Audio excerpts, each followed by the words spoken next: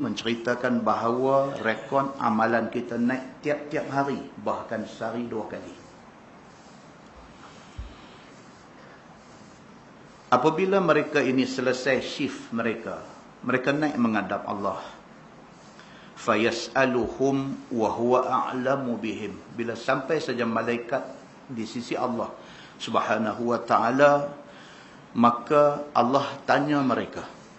Allah tanya malaikat raqib dan malaikat atid ini. Kaifa taraktum ibadi? Tuhan kata, bagaimana keadaan hamba aku semasa kamu tinggalkan mereka? Kalau malaikat yang bertugas malam, subuh dia naik. Bila dia naik, Tuhan tanya dia, waktu hang tinggal hamba aku, waktu hang tinggal Syamsuri tadi, dia ada buat apa? Fayaqulun, maka jawab malaikat ini, taraknahum wa hum yusallun. Malaikat kata, kami tinggal mereka sedang sembahyang. Malaikat yang bertugas shift malam, subuh dia naik. Subuh bila? Waktu kita selesai sembahyang subuh. Dia pun selesai tugas dia, shift malam. Dia naik menghadap Allah. Allah tanya dia, wa huwa a'lamu bihim. Sedangkan Allah tahu. Kalau tak tanya pun Allah tahu. Tapi ini formality. Tuan-tuan, Allah berlaku adil kepada kita semua.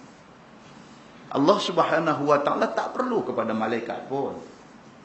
Allah tak perlu letak raqib dengan atid untuk tulis, untuk catat segala dosa, segala pahala kita. Tak perlu pun. Allah tidak berhajat kepada malaikat. Tetapi Allah letak malaikat itu sebagai nak tunjuk tanda Allah berlaku adil kepada hamba dia.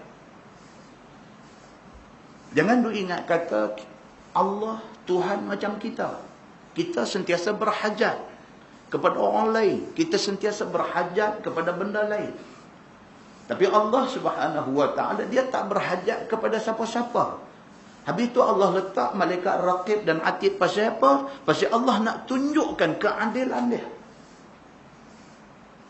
So, manusia ini tidak boleh nak menyangkal apa-apa dakwaan kepada dia di hari akhirat esok. Kerana malaikat mencatat dan catatan malaikat dipersembahkan semasa perbicaraan besar di mahsyar nanti.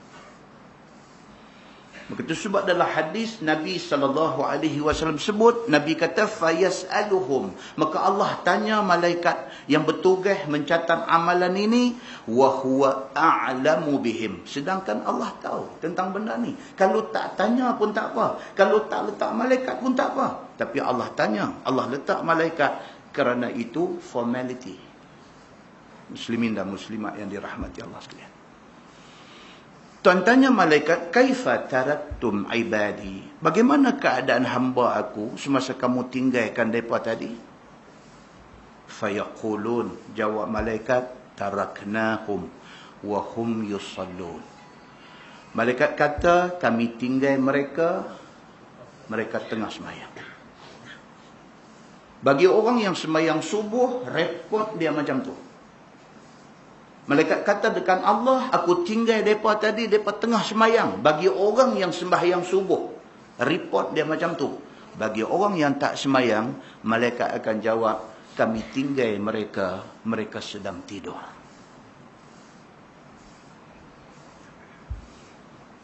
Kata malaikat lagi, wa atainahum wa hum yusallun.